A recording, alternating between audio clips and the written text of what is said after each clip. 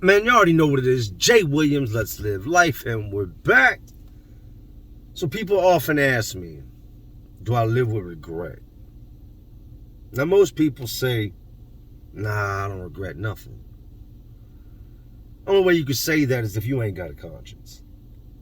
You really did bad things out here. There's got to be regret. For you to even be human, you've got to have regret. I have a lot of regret. Did a lot of things that I shouldn't have done. Hurt a lot of people. I changed lives. Committed crimes. I have a lot of regret. I've been robbed.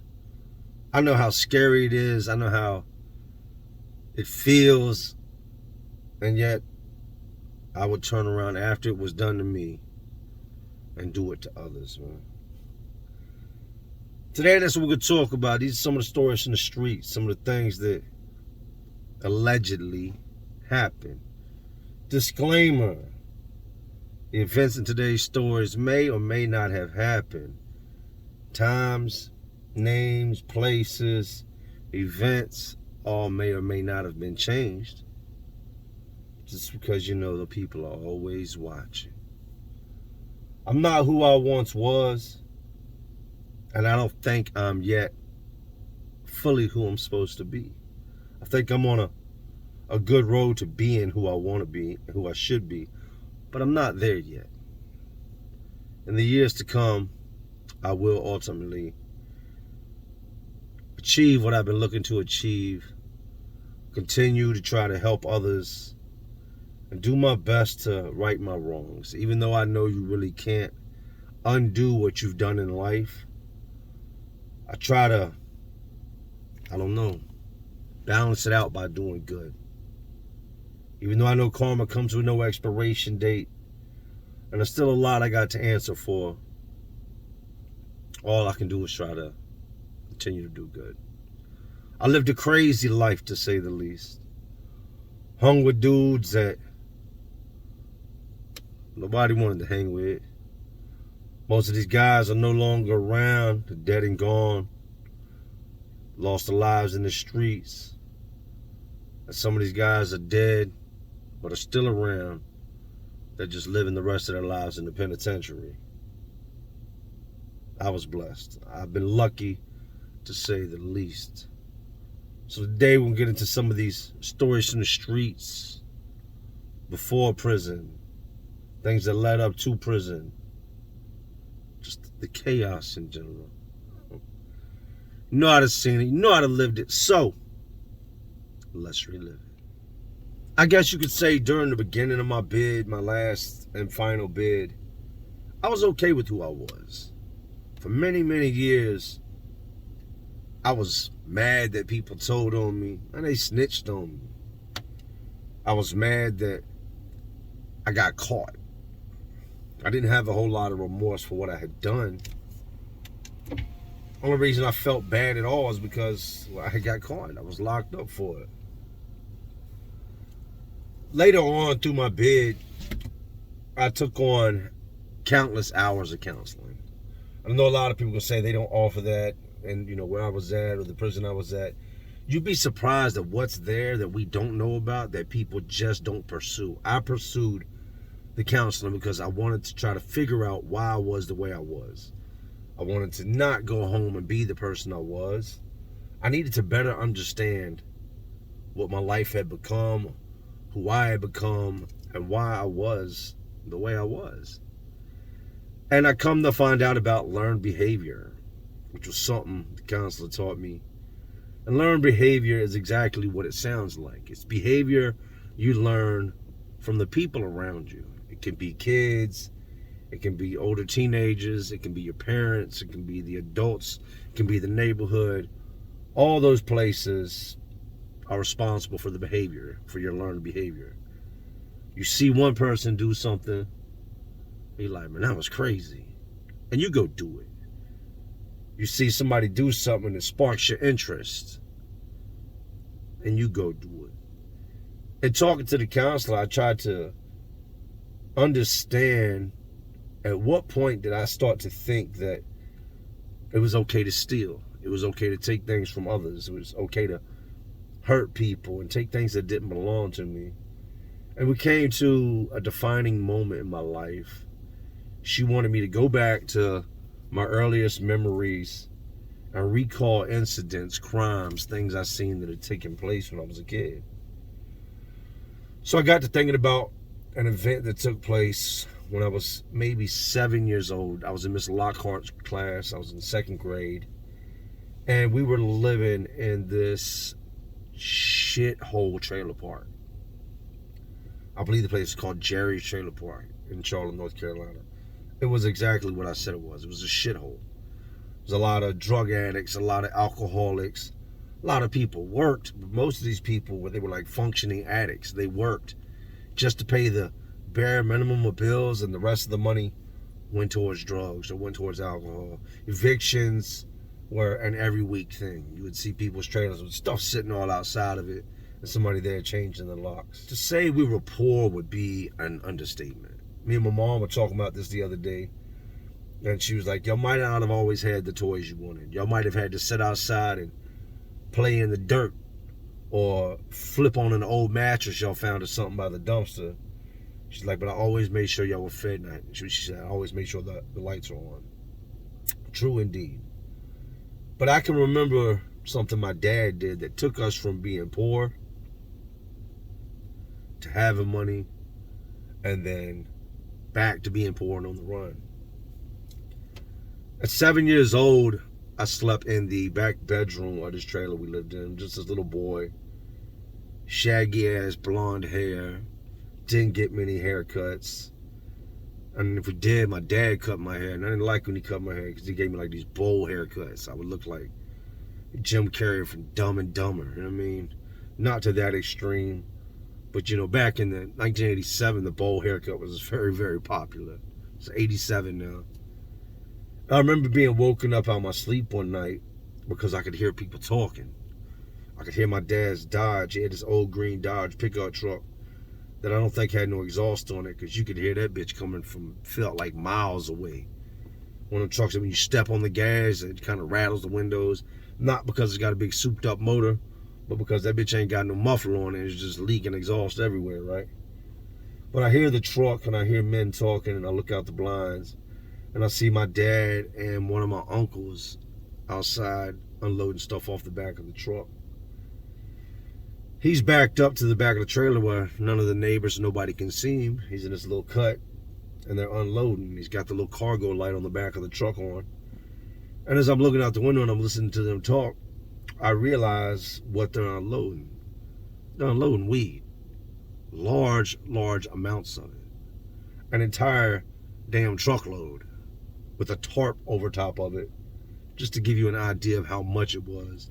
And these weren't like 1 pound blocks. These were big blocks. I don't know how many pounds was in these blocks, but they were massive.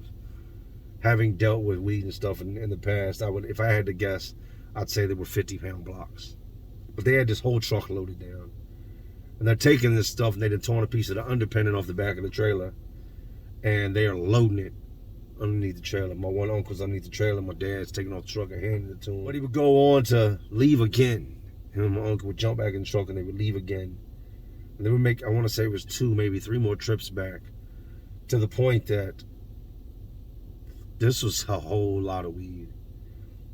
I went out the following morning and looked up underneath the trailer, and for as far as I could see, these big saran wrapped massive blocks of weed lined underneath the trailer. They were all the way up there. My uncle had crawled all the way to the front and stashed them, but it was just everywhere. Everywhere I looked, it was a 7 to me was a beautiful sight. I'd never seen that much weed before.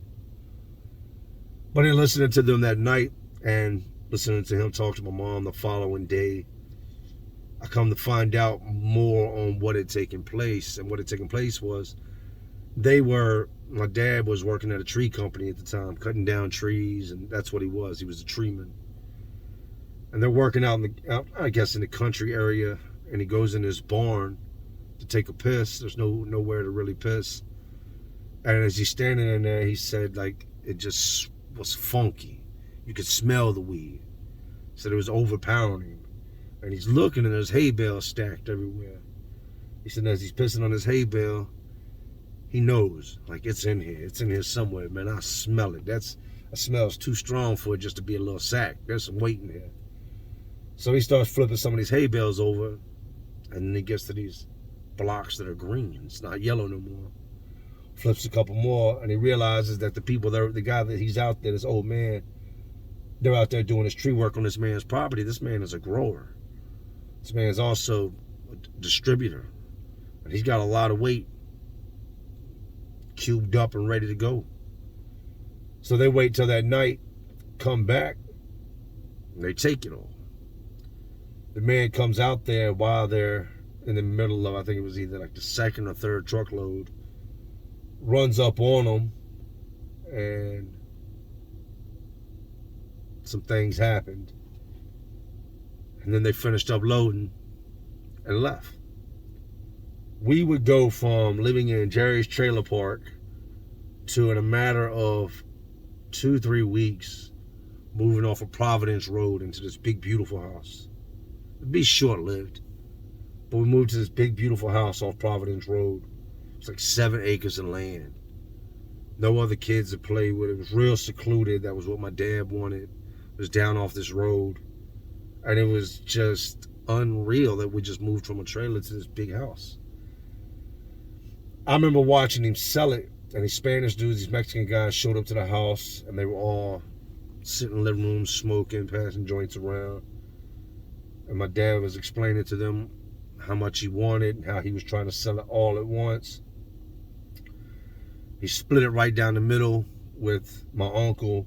My uncle agreed to just, hey, let's sell the whole thing as one instead of both of us having to try to figure out how to sell it. And then we'll split the money. And that's what they did. They came to a price. The Mexicans bought it, and they came with several trucks that night, loaded up. I'm talking, they showed up with like 3-4 trucks. They weren't taking all the trips or riding around with big tarps on the back of the truck, taking a risk. But they came with several trucks that night, and they bought it all up. Took the underpinning down, loaded these trucks, and left. I remember looking down the hallway and past the kitchen into the living room where my dad was sitting. My uncle was sitting, and they were sitting there, and they were just counting money. More money than I had ever seen, and I want to say it's more money than I've ever seen to date. My dad takes the money and goes and buys this big-ass red monster truck called Big Red.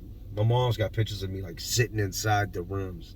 His truck it came with trophies and ribbons, and it won all these awards for, just being this big, beautiful truck. And he goes and buys my mom this 77 Fleetwood Cadillac. 6-body trunk. Got one of them trunks you can put 6 bodies in. I remember sitting in the back of my mom's big-ass yellow Cadillac, stretching my feet forward and not touching the seat. I thought that was the coolest thing in the world, how much room we had in this car, right? Had the old 8-track player. She played Conway, was Conway Twitty, Aaron Neville. All them old 80s things. Dolly Parton, Kenny Rogers. Mom used to love all that stuff, right? But we moved. This lick my dad hit changed our lives. And then, of course, the feds got involved. Police got involved. They started snooping around, questioning, going about my mom's job, questioning about my dad, following my mom. My dad started up a tree company, his own company, which was going really good. But now the feds are involved. So all this is coming to an end. And it does. Like I told you, it always ends bad. I get woken up out of my sleep one night, probably 2 or 3 o'clock in the morning.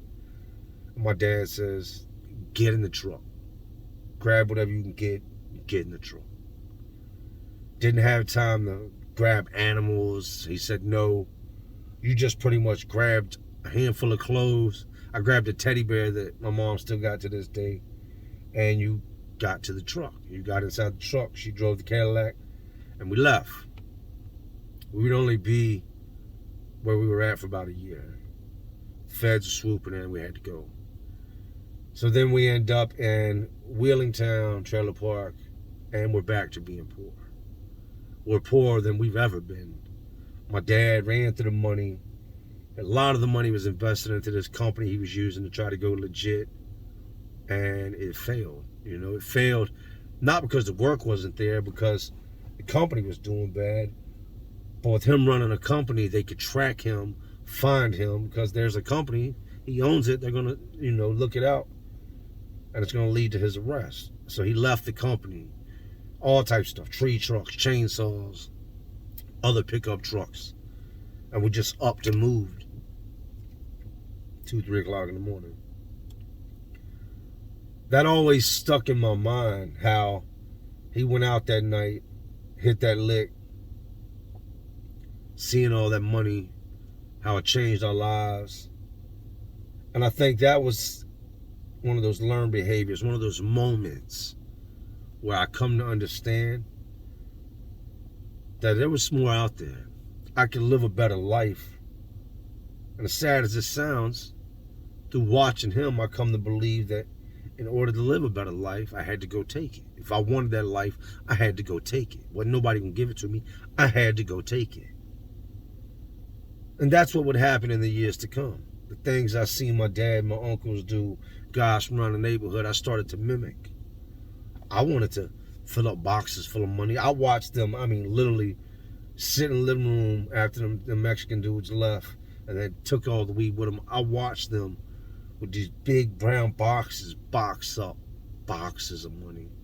They counted it and counted it, been in there for hours counting, and now they're grabbing it and just picking this money up and putting it inside these big brown boxes like it's nothing, like they're packing up old bed sheets or something. But this is real money. This is the first time I've ever seen money like this. I'm not used to seeing this. I'm used to us, you know, my mom counting change out to get cigarettes, and my dad wasn't a smoker, but he would smoke a lot of weed, and I remember watching him scramble up to get a sack, and going from that and him driving an old beat up pickup truck to him having a truck that had won awards, to my mom having a 77 Fleetwood, to us living in this big house with these bathrooms and all these different rooms, and him buying 3-wheelers and 4-wheelers and new vehicles, all because he got out there and got it. That would be the mindset that would follow me up until prison, up until many years in prison. I had that same mindset. And that was all because of something I learned as a child. One of my first licks, or should you say alleged licks, alleged robberies, wasn't like most people would think out. It wasn't planned. And that's usually how these type of things work out. It's not something you plan. It's just an opportunity that you see. An opportunity that presents itself, and you kind of seize the moment, to say the least. Now, at one point, my cousins didn't live very far from us at all, just a couple miles. My dad him and his brother were pretty close. My dad's brother was one of his only friends, one of the only people that kind of understood how crazy he was. And, you know, it's my dad's brother, it's my uncle. We go over there one day, and when my dad and them would smoke, they didn't like us to be in the house, so they'd send us outside. My uncle and them and my cousins and them were the only white kids in this entire neighborhood. That's just the facts of the matter. When we got sent out the house to go play, we were the white kids. There was no more white kids. So it'd be us, a whole bunch of black kids. I remember there was a Spanish kid out there, but we stuck out, you know, and it was treacherous. With us being the little white kids in the neighborhood, we had to fight a lot, man. We'd just walk down the street and be hanging out, and somebody start picking on us, and then it would turn into a fight, right? So we go there this day in particular, and they're in there smoking, and they send us outside. We go out back, and behind my uncle's house is this alleyway that is notorious for drug dealing, prostituting, drug addicts. And there was this old beat-up car that you could tell at one point somebody was working on, and just kind of, I don't know if the person got locked up, died, gave up, whatever. But now in this alleyway off to the side behind this person's house is this old primer gray car sitting there, right? All types of, the windows have been busted and stuff's gutted out the interior. And I remember we would get inside of it and act like we were driving, and we would see prostitutes take dudes in the car, and drug addicts get in the car to get high. Little dope boys from around the area would get in this car and bag up. So I'm real familiar with this car, right? The trunk doesn't latch. Somebody's done like drilled the lock out so the trunk just comes up and down. You can close it, but it doesn't latch. And we're out back in the backyard playing, doing what we do. And I'm a teenager at this point. I'm young. And I see this dude all the way at the end of the alleyway, and he's standing out there in the corner. Now, we've been out back a couple hours now, just being kids, right? Being young. They used to tell us, because we'd always get in trouble, we'd always get to fighting. On this day, they told us, man, don't leave the yard. Y'all stay close by. Like, we're going down the street and having us have to go down there and do anything because y'all out there fighting. Stay in the yard. So we're like, all right. So we're out back more or less in the alleyway. I guess we consider that the yard as well. But I see this dude and he's down there hustling. Cars keep stopping. People keep coming up to him on foot. And I watched him for the longest time, not even realizing I was watching him. But I was just watching him to see what he was doing. I was watching this dude hustle. Then at one point, I seen him walk down the alleyway, go to that old car, lift that trunk up, take the money and stuff he had in his pockets. Some of it, I'm guessing he didn't take it all out. Put it in the trunk of the car inside of a bag, like a food bag. Got one of them plastic bags you tie in a knot, like almost like a plastic food line, a grocery store bag. And then I seen him take other stuff out the trunk and put it in his pocket. And he headed back down the alleyway to the corner right there. When he got to the corner this time, he stood there for a couple minutes, made some sales, and then he cut down the street. I guess he was going out, to the other corner to stand. Curiosity gets the best of me. I got rabid in my blood. I was little, I could run. So after he's been gone down the block for a couple minutes, I run down the alleyway and I look down the, around the corner of the building, and I see he's like 2 blocks down. He's a good ways. He's probably 100 feet from where I'm at, and this car's 35, 40 feet from me. So I run back to the car and I open the trunk and I reach in and I grab that plastic bag, and then there's another bag. I grab that bag and I take off running with him. My cousins are with me and we all run back down to the house, and I go and hide it in a big pile of leaves, right? I don't want to mess with it. I've been taught at an early age that when you do something like that, just get it off of you and deal with it later. So I see dude a little bit later. We're still playing in the backyard and stuff. He comes down there and he's looking in the trunk and he's panicking. He's frantic. You can see it. He's flipping out. And he takes off running down the alleyway and back up the block. I don't know if he thought one of the smokers or somebody out there had hit him. But what he didn't think was them little kids over there came and took my stuff. He was thinking more along the lines of one of these adults out here jacked me, right? Bunch more dudes show up. I'm guessing his homeboys and them. He went down to like the little corner store down there and got on the phone, because we kept running down the alleyway and peeping to see what he was doing. He's on the phone at the corner store. Like 3, 4 more dudes pull up in cars. They go down in the alleyway. They check the car. It's all gone. And now they've dispersed. I guess in their mind, they figured out who did it, which wasn't who did it. And I don't know what happened or who they thought it was, but they all left and went, I guess, in pursuit of who they thought it went in this car. So it's starting to get dark. We go up on the back steps of the porch, and I have my cousins in them watch for my dad, my uncle, my aunt, make sure none of them come out the house. And I rip open this bag, and this one bag has got a whole bunch of money in it. It's the money he's been getting from the hand-to-hand sales. Now this other bag's got a bunch of crack in it and a bunch of weed.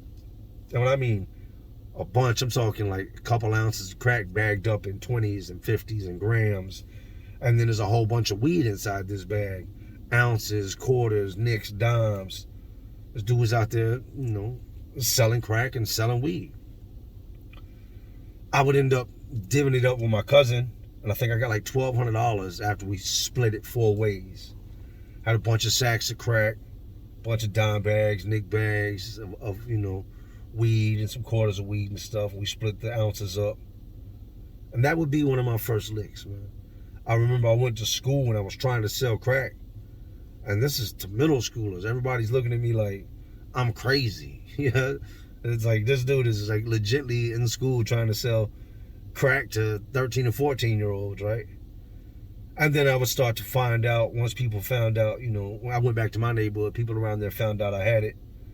Older guys started coming around. I didn't really know what I had, but I was selling it. Now that I look back on it, oh man, they was getting grams for like 20. I didn't know anything about it. I knew about the weed, so you couldn't get me on the weed, but I didn't know anything about the crack game. And I ran through that stuff fast. I blew the money on dumb stuff. I would go to the mall And I would shop, and I would buy all this different stuff on my little homeboy, a dude named Eric I used to kick it with. And then I would come home with it, and my mom and them would be like, where'd you get this? You ain't got no money? Oh, Eric's mom bought it for me. I would lie and say that Eric's people bought it for me. When in reality, here I am, this teenager with a pocket full of money, because I just ran up and robbed this dude's stuff out the back of this car and filled my pockets up. And that would be one of many, many licks, but it always gets worse. It just escalates. A lot of times it doesn't start with violence, but it ends with violence. As you get many years into the game and deeper into the game, those opportunities just to run up and steal it real quick aren't going to be that easy to come upon. Most times when it's there, you got to go get it. You got to go take it. And that's what it would lead me into, was taking it. And I told you, I've been robbed. I know what it's like to have a pistol pushed in my face, and all you could think is, I'm going to die. They're going to kill me. They don't have masks on. I can see everybody's face. The only reason they will rob me without a mask is if they don't worry about me telling somebody because they're going to kill me. And ironically enough, the first time I got robbed at gunpoint, which would be the only time I ever got robbed at gunpoint, I ran home afterwards. I came in, my mom said I was pale as a ghost. What's wrong? I'm in my socks. Dudes took my shoes. I had the Nike Cortezes on. Took my shoes, took my hat, the jersey I had on, the weed out my pocket, my money. And my mom was like, we need to call the cops. And I was like, nah, don't call the cops. I understood I had to charge it to the game. Wasn't a cop caller, wasn't going to call the cops.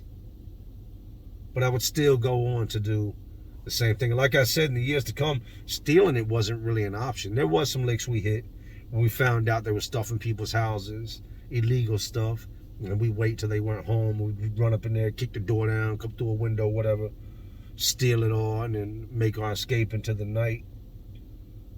But those opportunities became fewer and fewer. So now we got to a point where, all right, I know where it's at. I know who's got it. We got to go take it. Like, by force. Are you willing to get down? And it never felt good. Doing it never felt good. I guess we pretended it did. We got all hyped, amped up in front of each other because of the adrenaline that came with it. Bragging amongst each other. Man, you see what I did? Like, that type of stuff as young boys. But looking back on it, it never felt good, man. I know, because I knew what it felt like to be on the opposite end of that gun. I've talked about P before, right? At this homeboy P. And I'm just going to leave his name at P. I used to love hanging out with P because I knew whenever I was with him, we was going to get money. We were going to hit licks. This dude was big into stick-ups and just robbing and stealing and whatever. He made crazy money. That was his thing. That was his full-time job, was to rob and steal. Like I said, I loved hanging out with him because I knew I was going to make money. But at the same time, I hated hanging out with him because you never knew really where the night was going to take you, what you were going to end up doing. P pulls up on us one day. We're all in front of a friend of mine named Frankie's house, right? And we're just chilling out there. And he pulls up, as usual, in a stolen vehicle. Hey, Jay, come here. Calls me and another dude named Uno. Rest in peace, Uno. Come here. Shit, what does P want, man? So I go up to the whip. What's up, man? Look inside. Car stolen. Always is. Trying to hit a lick. His famous words. Trying to hit a lick? Yeah, what you got? You trying to go or not, man? Yeah, you know, you're asking a lot of questions. You trying to get down or what? Like, I'll tell you once we get there. You down or what? Yeah, I'm good. My other homeboy, nah, I ain't fucking with y'all. Y'all, you tripping right now. So another one of my homeboys over here, it's a bunch of us standing out to do it in front of Frankie's house. One of my other homeboys is like, yeah, I'm trying to get down, right? Dude, Danny. So we get in the car with P. We drive up the street to where he's been staying at. We go inside of his little apartment. And P was all the way out of his mind. Like, bad anger issues. You be in his apartment. I remember standing in like the little hallway when you first come in and seeing bullet holes through the door where P had shot his own door with a gun, right? And then most of the sheetrock was beat down inside the apartment. I remember seeing a baseball bat hanging out of the living room ceiling, right? P was just crazy, man. Well, we go to his apartment, we smoke a little bit, and he, fills us in on what's going on. He says, look, man, up the street, it's these people. They've been selling a lot of weed. I've seen it. Went there with somebody, and I seen it all. I couldn't hit the lick right then there. There's too many people. But we're going to go there tonight. We're going to go in through the front door and through the back door, lay everybody down, take everything. How much weed we talking, man? It's a lot of weed, Jay. A lot of weed, a lot of money. Like, we own. Bet. So we strap up, allegedly. We get the guns. We leave the house. And the only plan we've got is that one of us is going to knock on the front door, and when they go to answer the front door, two of us are going to be at the back door, kick the back door in, and run up on them and pin them in the living room, right? But we leave P's house. It is still daylight outside. So we can't just do it in daylight. We're going to wait till it's dark, but we're going to go post up in this neighborhood. P was infamous for going to any block, any corner, wherever dudes are hustling at, and selling crack. He would just park, walk down there, big ass gun on him, was not afraid to use it. He actually got off on hoping somebody would do something about it, hoping he could bust his gun, hoping somebody would challenge his authority. So P was famous for just going anywhere he wanted and just pumping crack. So we parked the car a couple blocks over. Where we going? We're going to walk down to this corner. We're going to hustle, man, until it gets dark. He had a bunch of stuff on him that he had robbed somebody else for. He need to get rid of. So we're going to be out here. And this car's coming through all day. We'll catch these sales. All right, man. So I post up with him on the corner in my hoodie. Hands in my hoodie. Got my hood pulled up. For hours, probably 2-3 hours, man, we just stood out there bullshitting, smoking blunts, drinking beers on this corner while he caught all these sales coming through, right? Nobody said nothing to P. Everybody around there knew him, knew he would bust his gun. Look down there, man, P's on the corner, man. Stay from down there, right? A little bit later that night, I'm guessing maybe somewhere around 9, 10 o'clock. Come on. He's done got off of everything he needed to sell. Now let's go hit this lick. This is why we're here. So we all got guns on us, and we take off walking down this alleyway. And I'm like, yo, we can't just rob these people with our faces out. We got to cover our faces. Like, we trying to go to jail? Yeah, you right. So P's got this Coogee sweater on. Remember the Coogee sweaters that had all the different stripes on them? He takes and rips one of the sleeves off, takes his lighter, burns 2 eye holes in it, pulls it over his head. Now he's got a mask, right? I've got on 2 shirts. I take my hoodie off, take the other shirt, rip a big piece of it, tie it around my face, make a little spot where I can see. I'm walking down this alleyway, me, P, and this other dude, right? Well, as we're walking, we got these guns out, and down by our side, we're approaching this house. We pass these black dudes, come by us with backpacks on, right? And they're kind of running. They got guns. We come face to face, and P's ready to bang out right in this alleyway. Now these dudes got masks on and got guns, and it's just, crazy. But they're in a rush. They're trying to get by us. P's more or less like, what y'all doing out here, man, with them guns? Why y'all got y'all's face covered? What's in the bags? Like, P's always starting some shit. And here he is once again, messing with dudes that got guns in their hands, like trying to get us all jammed up. We supposed to be going to hit this lick. You messing with these dudes in the alleyway that just came from somewhere. They got their faces covered. They got backpacks on the pistols, and they running by us. P's he wants to jack them. So we get him, hey, man, come on, man. Let's just go here and get this shit done. And, you get them butterflies and let's get up out of here. This wasn't part of the plan. You trying to jack dudes in the alleyway. So we go to the back door. One of the dudes goes around to the front door. And as we're standing there, I'm waiting to, it's kind of quiet at nighttime, waiting to hear the knock. Said he was going to knock real loud so we could hear it out back. I hear him knock. And we don't hear nothing. We don't hear no movement in the house. And like I said, we're waiting. I'm waiting to just kick this back door and run. And I'm looking at the back door, and the door's ajar. The frame is busted. So what the hell? I hear him knock again. Boom, boom, boom, boom. Real loud, right? Still, you don't hear no movement. So I take my elbow and I got the gun in my hand. I push the door in. The lock clasp, all that, the framework, all that's broken. Somebody's already kicked this door in. Push the door in, look in the kitchen. Don't see nobody. Pull the gun up, move into the living room. All the people in this house are tired of laying in the living room. The hell did we just walk in on, man? Run over to the front door, take my sleeve, open the doorknob, let my homeboy in. He comes in. These people have already been robbed. Here we stand with our face covered.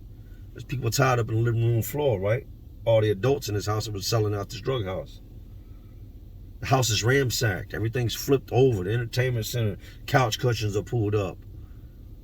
We go throughout the house. The whole house has just been flipped upside down. And the dude laying on the floor the whole time is going, yo, what's up, man? What y'all doing? We got robbed. We already got robbed. We got robbed.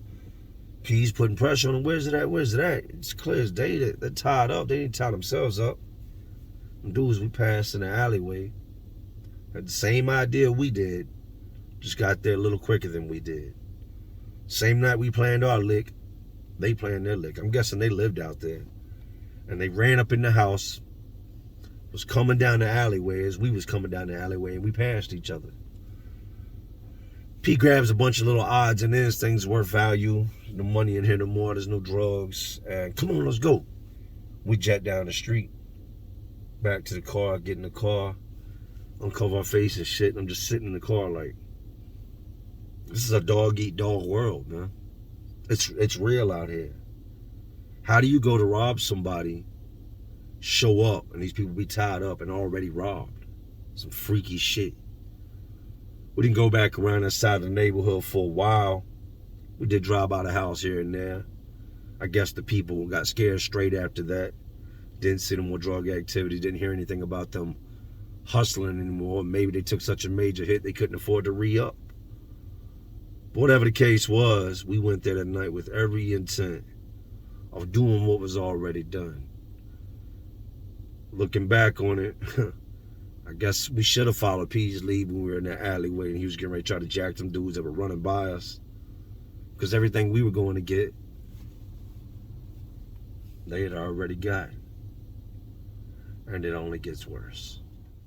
Now what I'm about to say next really don't make a lot of sense because it's not very common with what I'm about to say. Even though I lived a life of crime and I did everything that I shouldn't be doing, I always kept a job, and I always tried to have a job.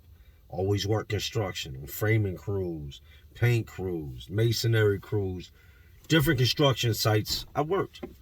So here would be all day. I'd work, I'd get off work, and then I'd engage in all types of illegal activity after the hours. I used the job to make sure the bills were paid, but with the job, that's about all I could do with the money was pay the bills. So I would do other things outside of work. Rob, steal, sell narcotics, do all these different, illicit activities to bring in more money. We fast forward a couple years down the line from that incident with that night and that, with P and them in that house. I'm living out in an apartment complex we call Little Mexico. And that wasn't a name I gave it. That was just what everybody called it out there because it was a Spanish community. Almost, I would say 90% of that community was Spanish people. And then the rest was black, and there were some people, some white people sprinkled in here and there, right? Robberies out there were rampant. It was a no-brainer at the time that there was a lot of illegal immigrants out there. They couldn't obtain bank accounts.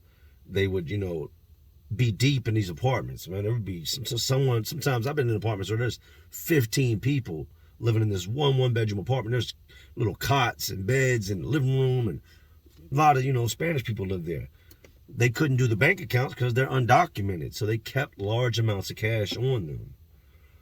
It seemed like every single night you would go outside, the cops would fly by, or they'd be over there questioning somebody because somebody had got robbed.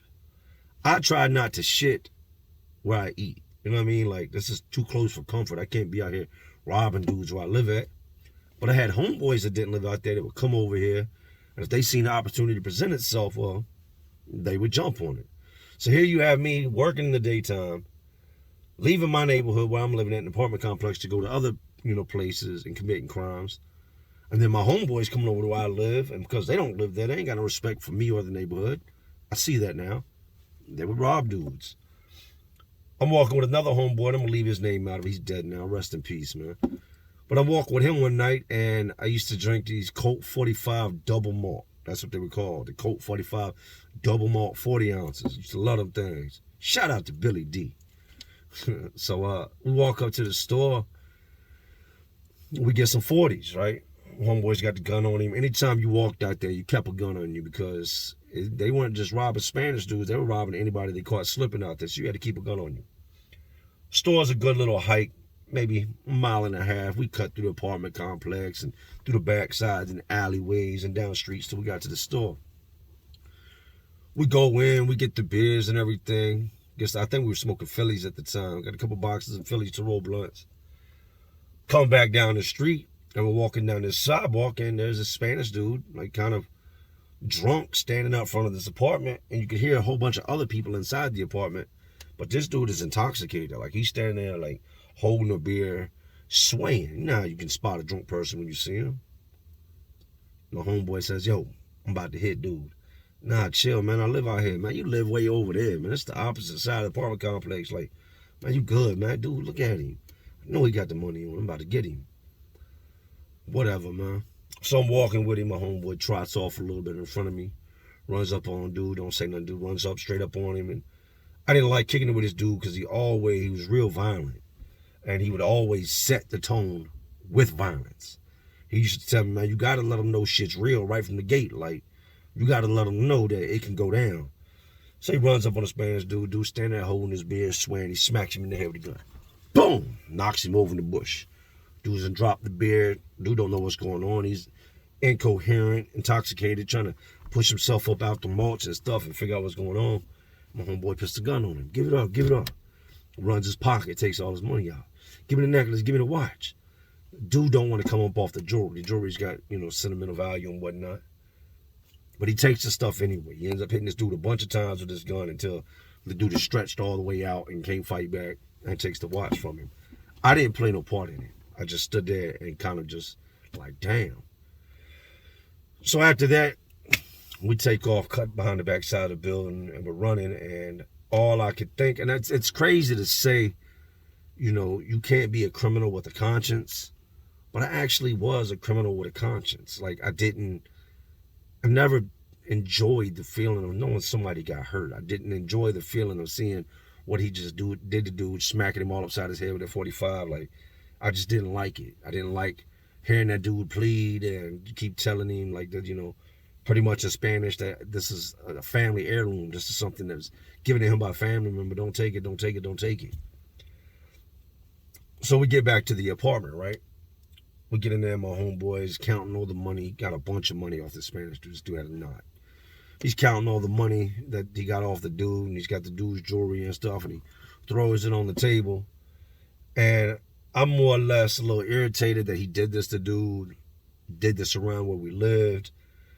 At this point, I wasn't super active in the streets. I was more or less just selling things I shouldn't be selling. I was trying to fall back from the robbery stuff, man. My conscience was it was too much. I'm not a bad dude, but in doing bad things, it made me feel like a bad person, and I was trying to stray away from that, but wasn't doing a good job. So he counts out his money and stuff. I didn't help with the money. I didn't help with the robbery, so I didn't expect no money off of it. When he leaves, he's like, hey, man, keep this little bullshit. And throws the jewelry on the table in the living room, and he ends up leaving that night. For the next few days, I would go to work, come in at night, do what I'm going to do throughout the nighttime. I remember just sitting there watching TV and looking at this jewelry laying on the table in the living room, just laying there. Hasn't been moved. I think we might have moved it when we moved the ashtrays and stuff or sat a beer there, but it's still just laying on the table in a little pile, right? I felt just terrible about it, man. Hearing that dude plead and see everything that took place, I know how it feels, man. It's a terrible feeling when somebody comes along and takes something from you that's not there, especially in that manner. So it's late night, after midnight. Everybody else in the house is asleep. I'm downstairs on the couch, pair of shorts on, pair of socks, and a white beater, laying on the couch smoking, changing through the channels, and I keep looking over this jewelry on the table. And it just starts to eat at me, hearing the dude's his voice over and over in my head. Don't take it, don't take it. My papa, just saying, like, my dad gave me that, my dad gave me that, my dad gave me that. My conscience just started to get the best of me. It was just digging at me. I sit up on the couch, look at the jewelry, and I'm like, man, I want to get this stuff back. But you can't just go knock on the door. Hey, remember, I was here the other day with my homeboy, pistol whipped you and robbed you, and I like to get this stuff back to you. Yeah, them dudes were, I'm sure, real deep up inside of there and would love for us to come knocking on the door or to be able to call the police, whatever. So I got to thinking, like, how can I return this without implicating myself? Sat there a little longer, went in the kitchen, found a Ziploc baggie, used some little dish rags to open the baggie. I didn't want to touch it with my hands. Held the baggie with a dish rag, went in the living room and got the jewelry out. Put it inside the baggie, sealed the little baggie up, threw a hoodie on, threw a beanie on, got dressed, put on a pair of black jeans, pair of Timbos, made my way through the apartment complex.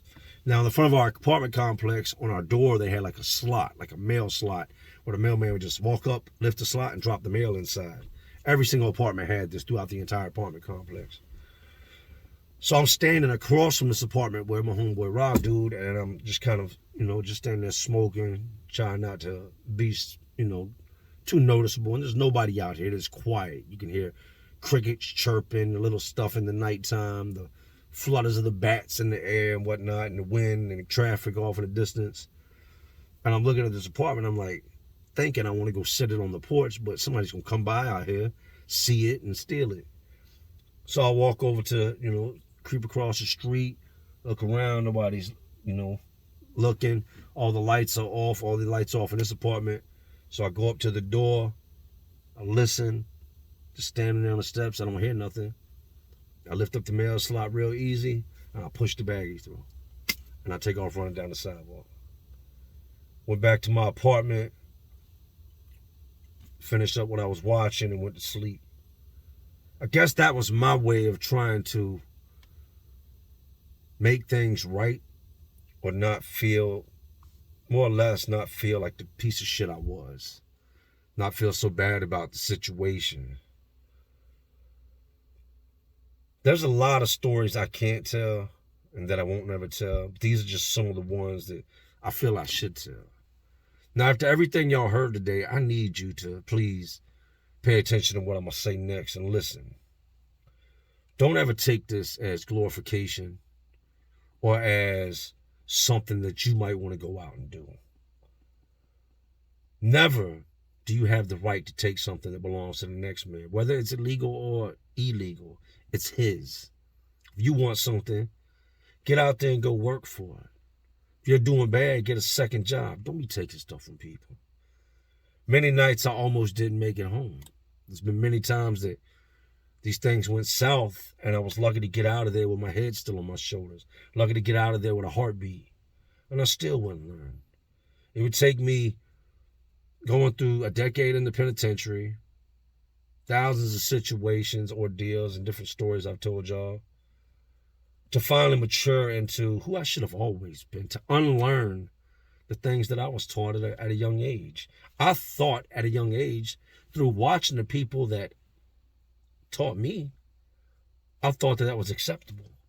And even going into my teenage years, knowing right from wrong, you're going to do what you see the people around you do.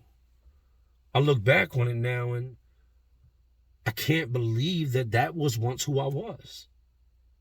I've apologized and I'm sorry to anybody I've ever hurt, anybody that's ever fallen victim to the madness that I had going on.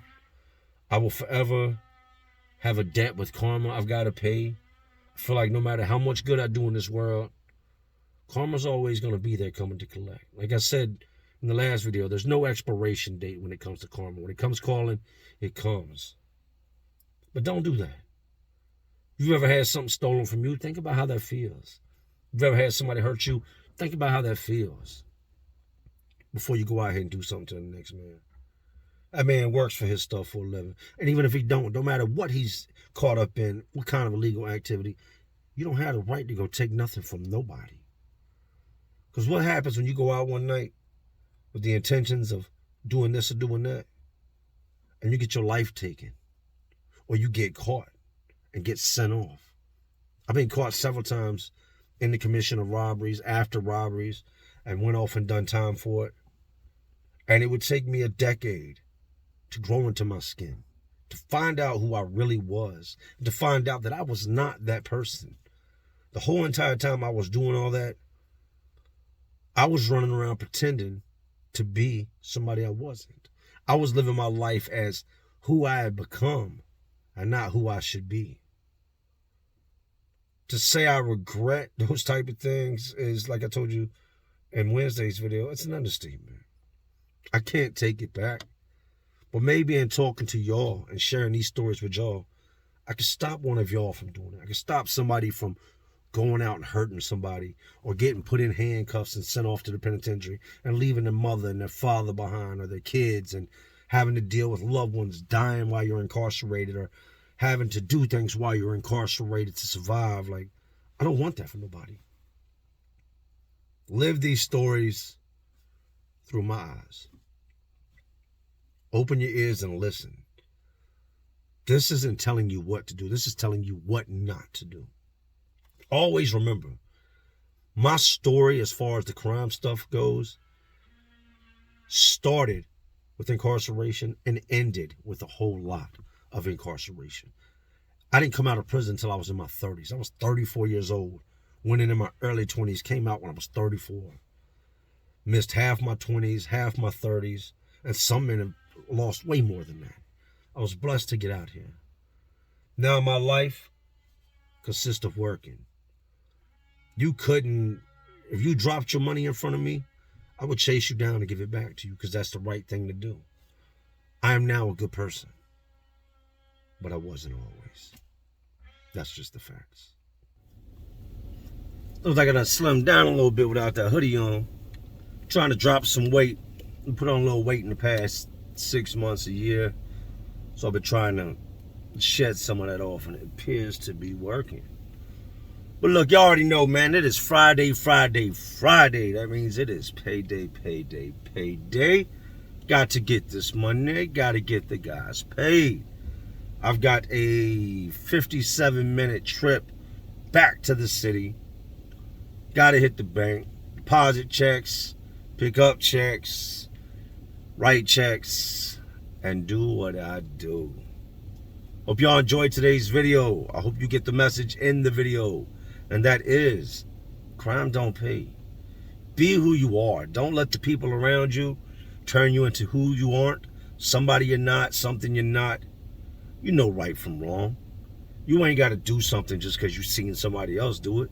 You see a guy hitting himself in the head with a hammer, you're not going to do it because you know that hurts. But you'll see him doing something else that hurts somebody else, and you'll go do the same thing. It's not what you want for yourself, and it's not what I want for any of you either. But anyways, these jails, detention centers, these prisons, these facilities, they're all just crazier worlds inside of this already crazy world we live in. And as always, y'all know what I'm doing. I'm just trying to keep y'all entertained. Are you not entertained? And like always, this is Jay Williams, Let's Live Life. And to all my real ones, and there are some real ones watching, because y'all still watching me. And y'all know how we do. Salute.